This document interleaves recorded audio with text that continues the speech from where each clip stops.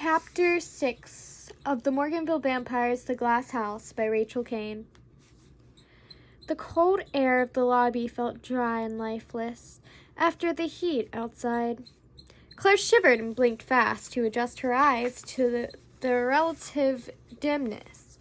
A few girls were in the lobby with books propped up on the table, and the TV was running, but nobody was watching it. Nobody looked at her as she walked by. She went to the glassed-in attendant booth, and the student assistant sitting inside looked up from her magazine. She saw the bruises and made a silent O with her mouth. "Hi," Claire said. Her voice sounded thin and dry, and she had to swallow twice. "I'm Claire.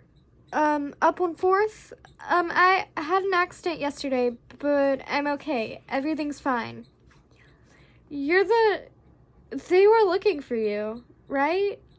"Yeah, just tell everybody I'm okay. I've got to get to class, but sorry, I'm late." Claire hurried to the stairs and went up as fast as her sore ankles would allow. She passed a couple of girls who gave her a wide-eyed look, but nobody said anything. She didn't see Monica. Not on the stairs, not at the top. The hallway was empty, and all the doors were shut. Music pounded from three or four different rooms. She hurried down to the end of the hall where her own room was and started to unlock it. The knob turned limply in her fingers. Great. That, more than any graffiti, said Monica was here. Sure enough, the room was a wreck. What it wasn't broken was dumped in piles. Books were defaced, which really hurt. Her meager clothes had been dragged out of the closet and scattered over the floor. Some of the blouses had been ripped, but she seriously didn't care that much. She sorted through, found 2 or 3 pairs that were intact, and stuffed them into the garbage bag. 1 pair of sweatpants was fine, and she added that, too. She had a lucky find of a couple of ratty old pairs of underwear that that hadn't been discovered, shoved in the corner of the drawer, and added those to the sack. The rest was another pair of shoes, what books she could salvage, and the little bag of makeup and toiletries she kept in the shelf next to her bed. Her iPod was gone. So were her CDs. No telling if that had been Monica's doing, or the work, or some other dorm rat who'd scavenged later. She looked around, swept the worst of the mess into the corner, and grabbed the photo of her mom and dad off the dresser to take with her. And then she left, not bothering to try to lock the door. Well, she thought shakily, that went okay after all. She was halfway down the steps when she heard voices on the 2nd floor landing. "Swear it's her? You should see the black eye. Unbelievable. You really clocked her one." "Where the hell is she?" Monica's voice, hard-edged. "And how come nobody came to me?" We did. Someone posted. Someone who sounded as scared as Claire suddenly felt. She reached in her pocket, grabbed the phone, and held on to it for security. *2. Just press *2. Shane's not far away, and Eve's right downstairs. She was up in Monica's room. She was up in her room. Maybe she's still there. Crap. There was nobody in the dorm she could trust, not now. Nobody who'd hide her, or who'd stand up for her. Claire retreated back up the steps to the 3rd floor landing and went to the fire stairs, flung open the door, and hurried down the concrete steps as fast as she dared, ducking to avoid the glass windows at the 2nd floor exit. She made it to the lobby exit door, sweating and trembling from the effort, with her backpack and the garbage bag dragging painfully on her sore muscles, and risked a quick look out the window to the lobby itself. Monica groupie Jennifer was on guard, watching the stairs. She looked tensed and focused, and Claire thought a little bit scared, too. She kept fooling with the bracelet around her wrist, turning it over and over. One thing was certain, Jennifer would see her the second she opened the door. And sure, maybe that wouldn't matter. Maybe she could get by Jen and out the door, and they wouldn't be attacking her in public, would they? Watching Jennifer's face, she wasn't so sure. Not so sure at all. The fire door, a couple of floors up, boomed open, and Claire flinched and looked for a place to hide. The only possible spot was under the concrete stairs. There was some kind of storage closet crammed under there, but when she tried the knob, it was locked, and she didn't have Monica's lock-smashing powers. And she didn't have time anyway. There were footsteps coming down. Either she could hope the person didn't look back in the corner, or she could make a break for the door. Once again, Claire touched the phone in her pocket. One call away. It's okay. And once again, she left the phone where it was, took a deep breath, and waited. It wasn't Monica. It was Kim Valdez, a freshman like Claire.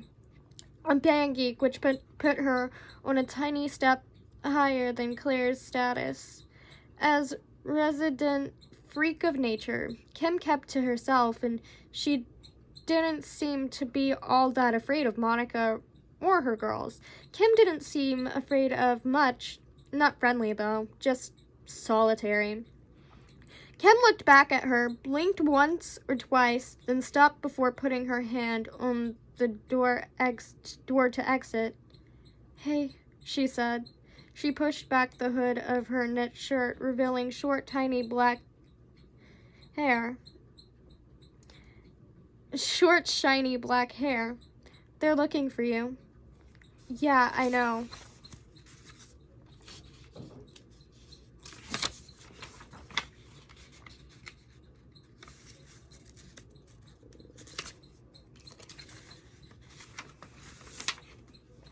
Kim was holding her instrument case. Claire wasn't exactly clear on which instrument it was, but it was big and bulky in its scuffed black case.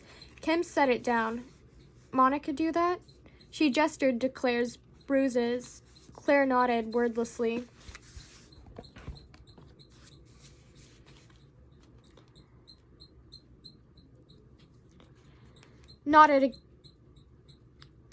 Wordless. I always knew she was a bitch, so you need to get out of here? Claire nodded again and swallowed hard. Will you help me? Nope. Kim flashed her a sudden, vivid grin. Not officially. It wouldn't be too smart. They had it worked out in a matter of frantic seconds. Claire zipped up in the shirt, pulled the hood down over her face, and held the instrument case by the handle. Higher, Kim advised. Tilt it so it covers your face. Yeah, like that. Keep your head down. What about my bags? I'll wait a couple minutes, then come out with them. Wait outside and don't go nowhere with my cello. And I mean it. I'll kick your ass. I won't, she swore. Kim opened the door for her, and she took a gasping breath and barged out, head down, trying to look like she was late for rehearsal. As she passed Jennifer, the girl gave her a reflective glance, then dismissed her to focus back on the stairs.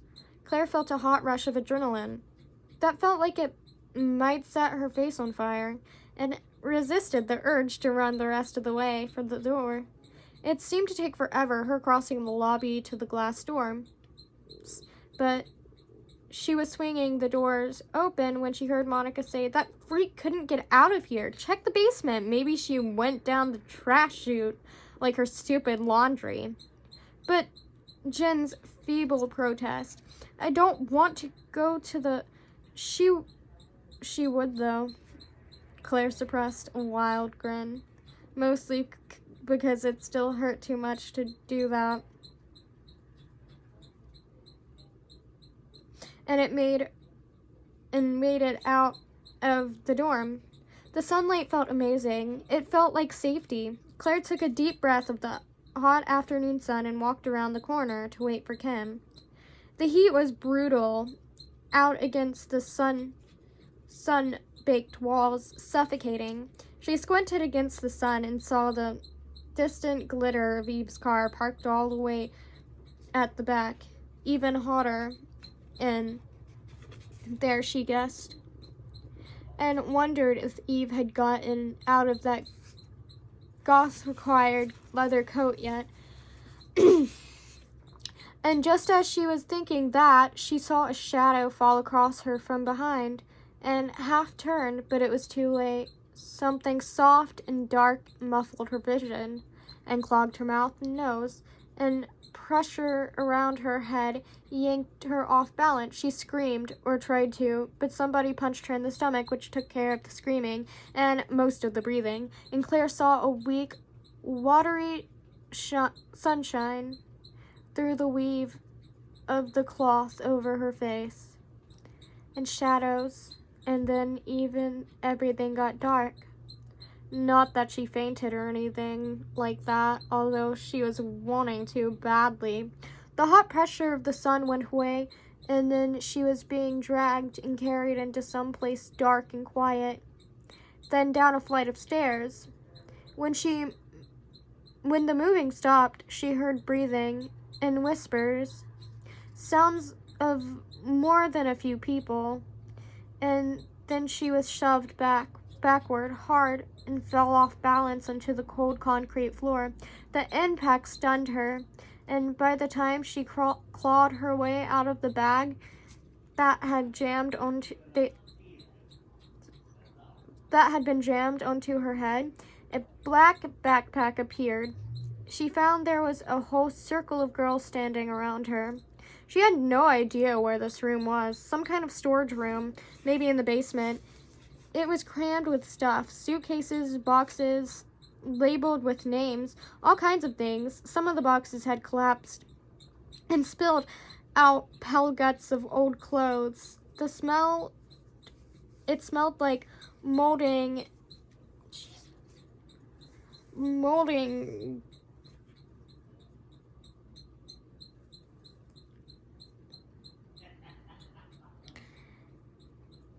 paper, and she squeezed helplessly when her frantic gasps filled her mouth and nose with dust. A couple of girls giggled. Most didn't do anything, and didn't look very happy to be there either. Resigned, Claire guessed, glad it wasn't them lying on the floor. Monica stepped out of the corner. "Well," she said, and put her hands on her lips. "Look what the cat's dragged in." She flashed Claire a cold toothpaste-ad smile, as if the rest of them weren't even here. "You ran away, little mouse, and just when we were starting to have fun." Claire faked more sneezing, lots of it, and Monica backed away in distaste. Fake sneezing, Claire discovered, wasn't as easy as she'd thought. It hurt, but it provided her time to cover for her to pull the phone out of her pocket, cover it with her body, and frantically punch star 2. She pressed send and shoved it between two boxes, hoping the blue glow of the button wouldn't attract Monica's attention, hoping Shane wouldn't be iPodding or Xboxing and ignoring the phone, hoping, just hoping. "Oh, for God's sakes, get her up," Monica ordered. Her Moniquettes sprang forward, Jen taking one of Claire's arms, Gina the other. They hauled her up to her feet and held her there. Monica pulled the hood back from Claire's bruised face and smiled again, taking in the damage. "Damn, freak, you look like hell. Does it hurt?" "What did I ever do to you?" Claire blurted. She was scared, but she was angry too, furious. There were 7 girls standing around, doing nothing because they were scared. And of what? Monica? What the hell gave the Monicas the right to run the world? You know exactly what you did. You tried to make me look stupid, Monica said. Tried, Claire shot back. Which was dumb, but she couldn't stop the impulse. It got her hit in the face, hard, right on top of the first bruise, which took away her breath and slow throbs of white-hot agony. Everything felt funny, rattled by the impact of Monica's jab. Claire felt pressure on her arm and realized that the Moniquettes were holding her up. She put some stiffness back into her leg, opened her eyes and glared at Monica. How come you live in Howard? She asked, Monica inspecting her knuckles for signs of bruising. Looked up in honest surprise. What? Your family is rich, right? You could be living in an apartment or in a sorority house. How come you live in Howard Hall with the rest of us freaks? She caught her breath at the sudden cold blaze in Monica's eyes. Unless you're a freak too. A freak who gets off on hurting somebody weaker than you. A freak your family's ashamed of. Somebody they hide here where they don't have to look at you. Shut up, Jennifer hissed, low in her ear. Don't be stupid, she'll kill you. Don't you get it? She jerked her head away. I heard you went away to college, Claire continued. Her stomach was rolling. She felt like she was going to puke and die, but all she had to do was stall for time. Shane would come, Eve would come, maybe Michael. She could imagine Michael standing in the doorway with those ice-cold eyes and that angel's face, staring holes through Monica. Yeah, that would rock. Monica wouldn't be so big then. What's the matter? Couldn't you cut it? I'm not surprised. Anybody who thinks World War II was in China isn't exactly going to impress. She saw the punch coming this time and ducked as best as she could. Monica's fist smashed into her forehead, which hurt, but it must have hurt Monica a whole lot more because she let out a shrill little scream and backed off, clutching her right hand in her left. That made the horrible throbbing in Claire's head almost okay. Careful, Claire gasped, nearly giggling. The scab on her lip had broken open, and she licked the blood from her lips. Don't break it now. I'm not worth it, remember? Got that right, Monica snarled. Let the bitch go. What are you waiting for? Go on, do it. Do you think that wimp's going to hurt me? The Monica-heads looked at each other, clearly wondering if their queen had lost her mind. Then let go of Claire's arm and stepped back.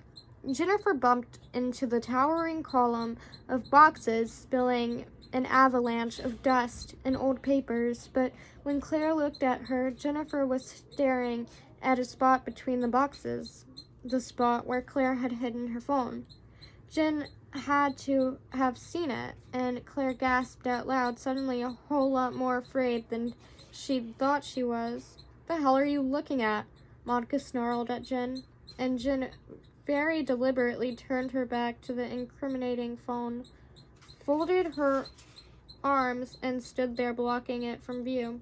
Nothing, not looking at Claire at all. Wow, that's... What? Not lucky, exactly. Jennifer had shown some cracks already, and maybe she wasn't a complete convert to the First Church of Monica. Maybe Monica had just pissed her off one too many times. Not that she would be stepping in on Claire's side anytime soon. Claire wiped the blood from her lips and looked at the other girls, the ones who were standing uneasy and indecisive. Monica had been challenged and so far hadn't exactly delivered the smackdown everybody, Claire included, had accepted. Kind of weird, really. Unless Claire really struck some nerve besides the one running through Monica's knuckles. Monica was rubbing her hand, looking at Claire as if she'd never seen her before, assessing her. She said, "Nobody's told you the facts of life, Claire. The fact is, if you suddenly just up and disappear," she jerked her pretty pointed chin at the dusty towers of box, "nobody but the janitors ever going to know or care. You think Mommy and Daddy are gonna get all upset? Maybe they would, but by the time they spend their last dime putting your picture on a milk carton and chasing down rumors of how you ran off with somebody else's boyfriend, they're going to hate to even think about you. Morganville's got it down to a science, making people disappear. They never disappear here. Always somewhere else." Monica wasn't taunting her. That was the scary part. She was talking evenly, quietly, as if they were two equals having a friendly conversation. "You want to know why I live in Howard Hall?" she continued. "Because in this town, I can live anywhere I want, any way I want. And you're just a walking organ donor. So take my advice, Claire. Don't get in my face, because if you do, you won't have one for long. Are we clear?" Claire nodded slowly. She didn't dare look away. Monica reminded her of a feral dog, one that would jump for your throat the second you showed weakness. "We're clear," she said. "You're just kind of a psycho." "I get that." "I might be," Monica agreed and gave her a slow, strange smile. "You're one smart little freak. Now run away, smart little freak, before I change my mind and stick you in one of these old suitcases for some architect to find 100 years from now." Claire blinked. "Archaeologist." Monica's eyes turned wider, cold. "Oh, you'd better start running away now." Claire went to where Jennifer was standing and reached behind her to drag out the phone between the boxes. She held it up to Monica. "Speak clearly for the microphone. I want to make sure my friends get every word." For a second, nobody moved, and then Monica laughed. "Damn freak, you're gonna be fun." She glanced away from Claire behind her. "Not until I say so." Claire looked over her shoulder. Gina was standing there, right there, and she had some kind of metal bar in her hand. Oh my God. There was something awful and cold in Gina's eyes. She'll get hers," Monica said, "and we'll get to watch. But hey, why hurry? I haven't had this much fun in years." Claire's legs felt like they'd suddenly turned into overcooked spaghetti. She wanted to throw up, wanted to cry, and didn't dare do anything but pretend to be brave. They'd kill her down here. They thought she was bluffing. She walked past Gina, between the two girls who wouldn't meet her eyes at all, and put her hand on the doorknob. As she did, she glanced down at the phone's display. No signal. She opened the door, walked outside, and found her bags dumped on the grass where she'd been abducted. She pocketed the phone, picked up the bags, and walked across the parking lot to Eve's car. Eve was still sitting in the driver's seat, looking clown pale and scared. Claire tossed her bag in the black caddy back as Eve asked, "What happened? Did they see you?" "No," Claire said. "No problems. I've got class. I'll see you later." "Thanks, Eve. Here's your phone." She passed it over. Eve took it, still frowning. "I'll be home before dark."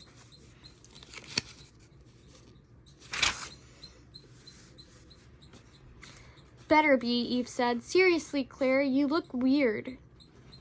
Claire laughed. "Me? Check the mirror." Eve flipped her off, but the same way she'd flipped off Shane. Claire grabbed her backpack and closed the door and watched Eve's big black car cruise away, heading back to work, she guessed. She got halfway to the chem lab when her reaction hit her, and she sat down on a bench and cried silently into her hands. Oh my god, oh my god, oh my god, I want to go home. She wasn't sure if that meant back to Michael's house or all the way back home, back in her room, with her parents watching over her. I can't quit. She really couldn't. She'd never in her life had been able to, even when it might have been the smart thing to do. She wiped her swollen eye and went to class. Jesus.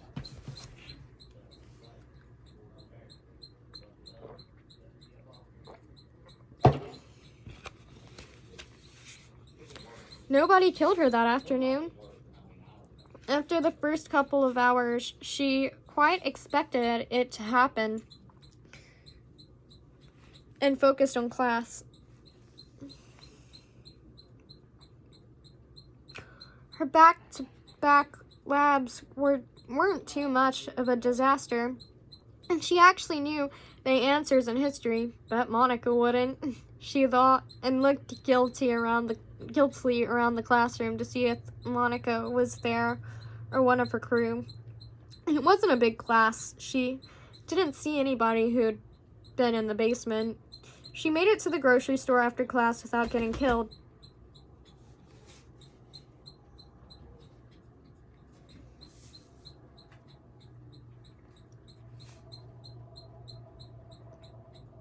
Two, nobody jumped her while she was picking out lettuce and tomatoes, or while she was in line for checkout. She thought the guy at the meat counter had looked suspicious, though. She walked back to the glass house, watching for vampires in the fading afternoon and feeling pretty stupid for even thinking about it. She didn't see anybody except the other college students strolling along with bulging backpacks. Oh my god.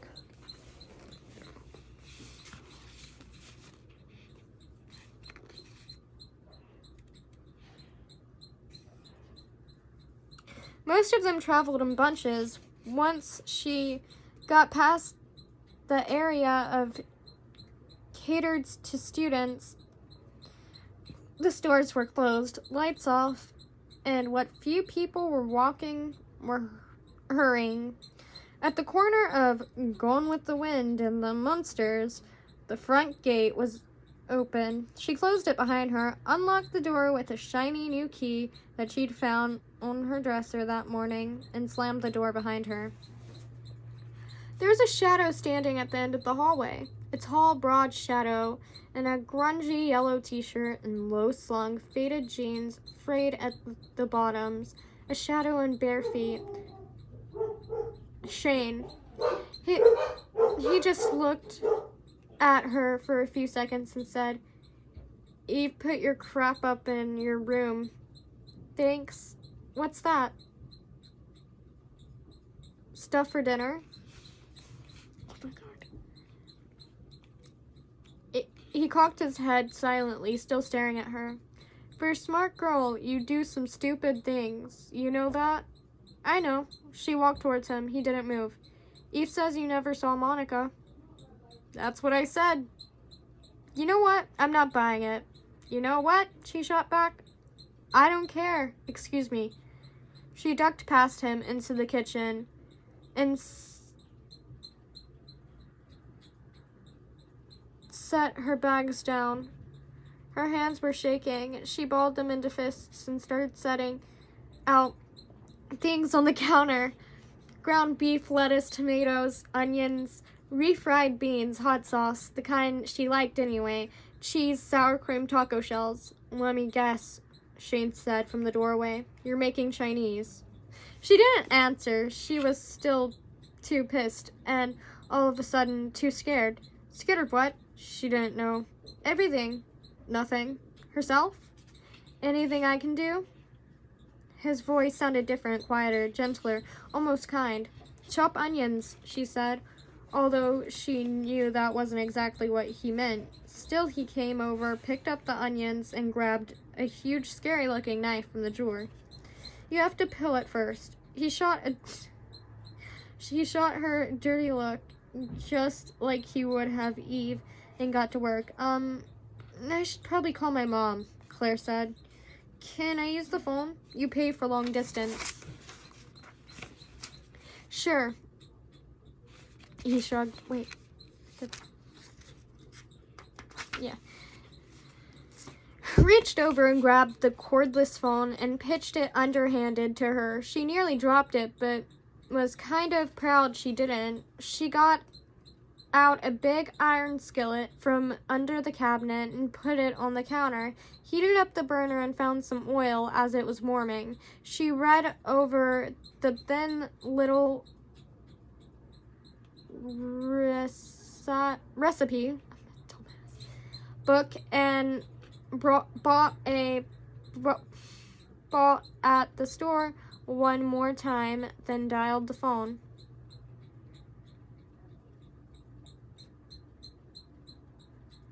Her mom answered on the second ring. Yes? It was never hello with her mother. Mom, it's Claire. Claire, baby, where have you been? I've been trying to call you for days. Classes, she said. Sorry, I'm not home that much. Are you sleeping enough? If you didn't get enough rest, you'll get sick. You know how you are. Mom, I'm fine. Claire frowned down at the recipe on the counter in front of her. What did sauté mean exactly? Was it like frying, diced? She understood. That was just cutting things into cubes. And Shane was doing that already. Really, it's all okay now. Claire, I know it's hard. We really didn't want you to go even. Just the few hundred miles to TPU. Honey, if you want to come back home, your dad and I would be so glad to have you back. Honestly, Mom, I'm fine. It's okay. Classes are really good. That was stretching the truth. And I've made friends here. They're looking out for me. You're sure? Yes, Mom. Because I have to worry. I know you're very mature for your age, but Shane opened his mouth to say something. Claire made a frantic no motion at him, pointing at the phone. Mom, she mouthed. Shane held up both hands in surrender and kept chopping. Mom was still talking. Claire had missed some of it, but she didn't think it really mattered exactly. Boys, right? Wow, Mom radar worked even at a distance. What, Mom? Your dorm doesn't allow boys to come up to the rooms, does it? There's someone duty at the desk to make sure. Yes, Mom, Howard Hall has somebody on duty 24/7. They keep the nasty, evil boys out of our rooms. She hadn't actually lied, Claire decided. That was completely true. The fact that she wasn't actually living in Howard Hall, well, that wasn't really something she needed to throw in, right?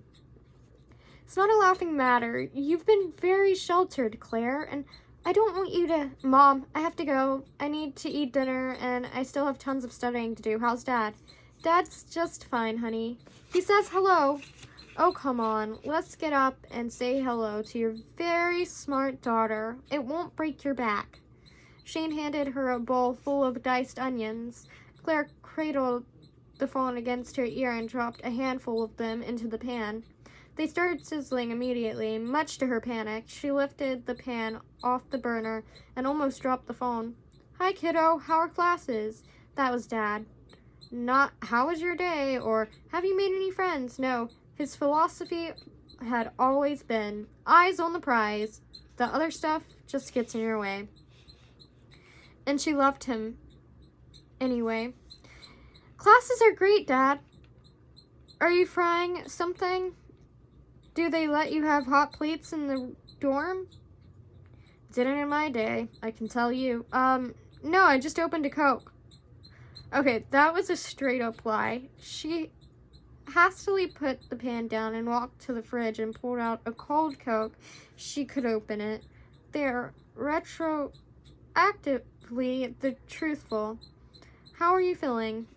Feel fine. Wish everybody would stop worrying about me. Not like I'm the first man in history to have a little surgery. I know, Dad. Doctors say I'm fine. That's great. You're gonna have to go, Claire. The game's on. You're okay down there, aren't you?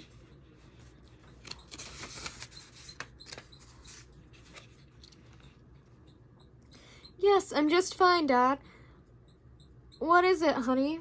Claire bit her lip and sipped Coke, indecisive. Do you know anything about Morganville history, that kind of thing? Doing research, eh? Some kind of report? No, I don't know much. The university's been there for nearly hundreds of years. That's all I know about it. I know you're on fire to get the bigger schools, but I think you need to spend a couple more years close to home. We talked about that. I know. I was just wondering. It's an interesting town, that's all. Okay, then. You let us know what you find out. Your mother wants to say goodbye. Dad never did. By the time Claire got out, bye, Dad. He was already gone, and Mom was back on the line. Honey, you call us if you get worried about anything, okay? Oh, call us whatever happens. We love you. Love you too, Mom. Bye. She put the phone down and stared at the sizzling onions, then the recipe. When the onions turned transparent, she dumped in the ground beef. So finished lying to the folks? Shane asked, and reached around Claire to snag a bite of grated cheese from the bowl on the counter. Tacos, brilliant, damn. I'm glad I voted somebody in with skills. I heard that, Shane, Eve yelled from the living room, just as the door slammed. Shane winced. Do your own bathroom cleaning this weekend, Shane winced. Truce.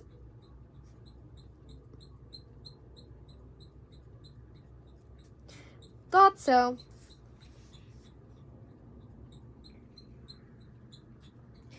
Eve came in, still flushed from the heat outside. She'd sweated off most of her makeup, and underneath it, she looked surprisingly young and sweet.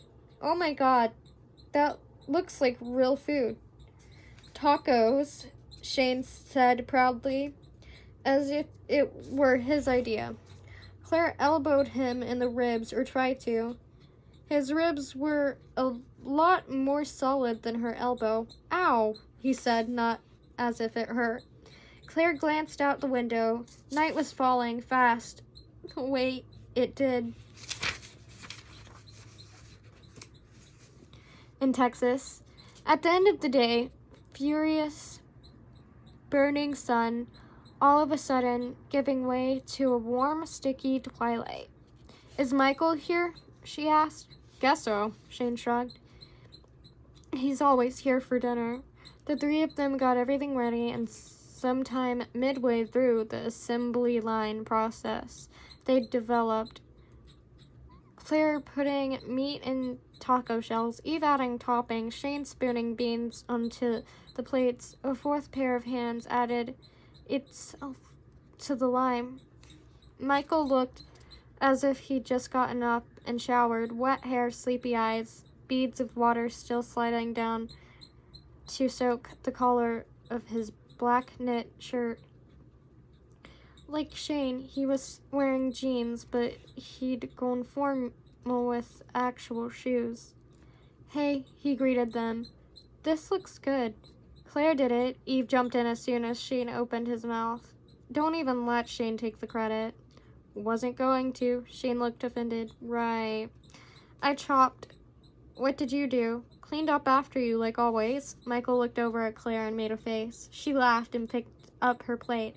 Michael picked up his and followed her out into the living room. Someone Michael, she guessed, had cleared the big wooden table next to the bookcase and set 4 chairs up around it. The stuff that had been piled there, video game cases, books, sheet music, had been dumped in other places with a cheerful discard for order. Maybe she amended that had been Shane's idea. She set her plate down, and Eve promptly slapped her own down next to Claire's and slid a Coke across to her, along with a fork and napkin. Michael and Shane scrolled back in, took seats, and began shoveling in food. Like boys. Eve nibbled. Claire, who was surprisingly hungry, found herself on her second taco before Eve had even gotten through with her first one. Shane was already headed back for more. "Hey, dude," he said as he returned with a reloaded plate. "When are you gonna get a gig again?"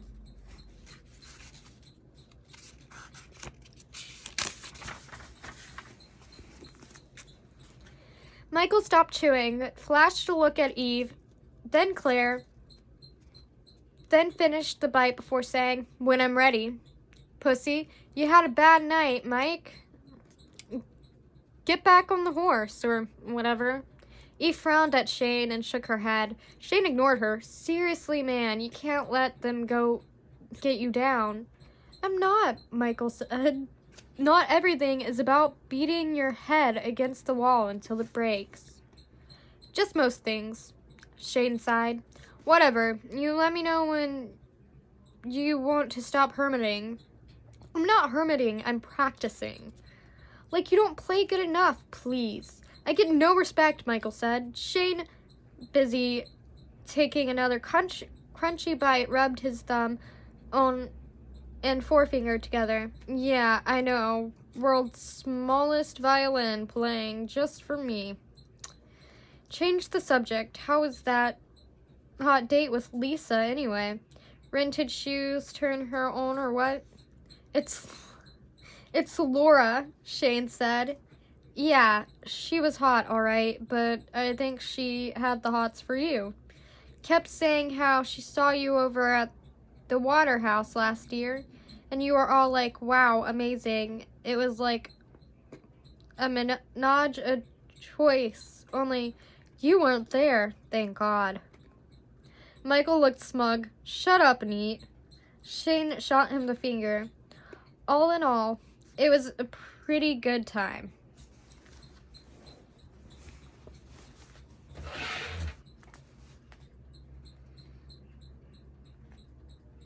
Michael and Eve washed dishes, having lost out on the coin toss, and Claire hovered in the living room.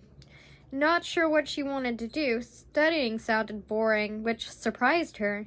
Shane was concentrating on the video game selection, bare feet propped up on the coffee table. Without looking directly at Claire, he asked, "Want to see something cool?" "Sure," she said. She expected him to put a game in, but he dumped it back in the pile, got off the couch, and padded up the stairs. She stood at the bottom staring up, wondering what to do. Shane appeared at the top of the stairs and gestured, and she followed. The second floor was quiet, of course, and dimly lit. She blinked and saw Shane already halfway down the hall. Was he heading for her room? Not that she didn't have a crazy hot picture in her head of sitting on the bed with him making out, and she had no idea why that popped into her head, except that, well, he was just, yeah. Shane moved aside, a picture hanging on the wall between her room and Eve's, and pressed a button underneath, and a door opened on the other side of the wall. It was built into the paneling, and she'd never have even known it was there. She gasped, and Shane beamed like he'd invented the wheel. "Cool, huh? This damn house is full of crap like that. Trust me, in Morganville, it pays to be up on the hiding places." He pushed open the door, revealed another set of stairs, and padded up them. She expected them to be dusty, but they weren't. The wood was clean and polished. Shane's feet left prints on the ball of his foot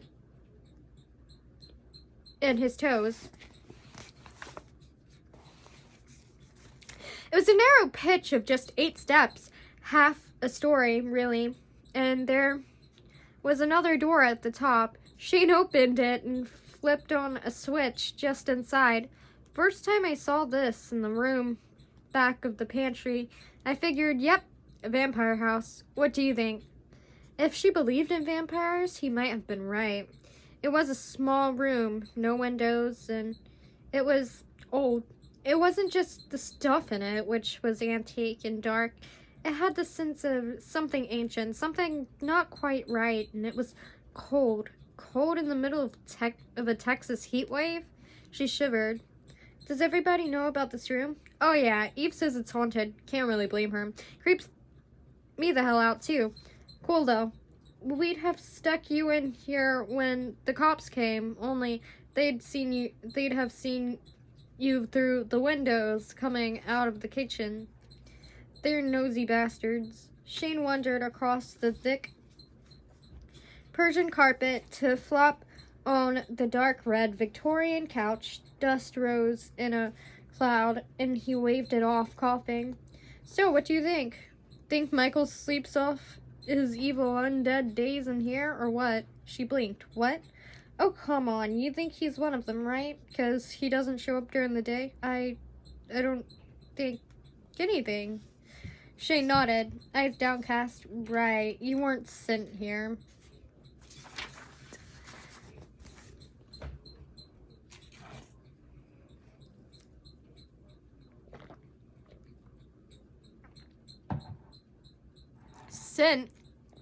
Sent here by who? I got to thinking, cops were looking for you, but maybe they were looking for you to make us want to keep you here, instead of pitch you out. So which is it? Are you working for them? Them, she echoed thinly. Them who? Shane suddenly looked at her, and she shivered again. He wasn't like Monica. Not at all, but he wasn't playing around either. Shane, I don't know what you mean. I came to Morganville to go to school, got beaten up, and then I came here because I was scared. If you don't believe me, well, then I guess I'll go. Hope you like the tacos. She went to the door and stopped, confused. There wasn't a doorknob. Behind her, Shane said quietly, The reason I think this is a vampire's room. You can't get out unless you know the secret. That's real convenient if you like to bring victims up here for a little munch session. She whirled around, expecting to see him standing there with a huge knife he'd used on the onions, and she'd broken the first rule of horror movies, hadn't she? Or was it the second one? She trusted someone she shouldn't have. But he was still sitting on the couch, slumped at ease, arms flung over back on both sides, not even looking at her. Let me out, she said. Her heart was hammering. In a minute. First you tell me the truth. I have! And to her fury and humiliation, she started crying again. Damn it, you think I'm trying to hurt you? Hurt Michael? How could I? I'm the one everybody hurts. He looked at her, and she saw the hardness melt away. His voice was a lot gentler when he spoke. And if I was somebody who wanted to kill Michael, I'd put somebody like you in to do it. Be real easy for you to kill somebody. Blair, poison some food, slip a knife in his back, and I have to look out for Michael.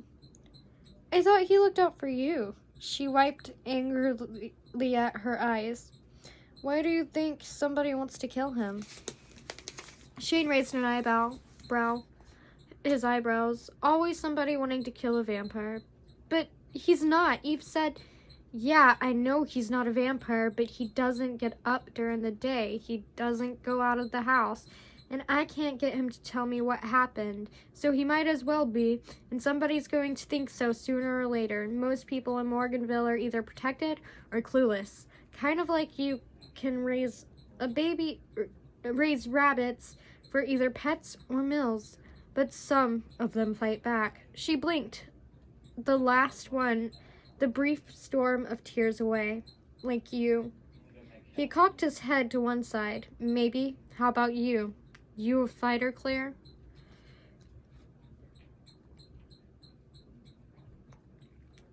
I'm not working for anybody, and I wouldn't kill Michael even if he was a vampire. Shane laughed. Why not? Because besides the fact that he'd snap you in two like a twig. Because she couldn't put words into it exactly. Because I like him. Shane watched her for another few long seconds, and then pressed a raised spot on the head of the lion carving armrest on the couch. The door clicked and popped open half an inch. Good enough for me, he said. So, dessert?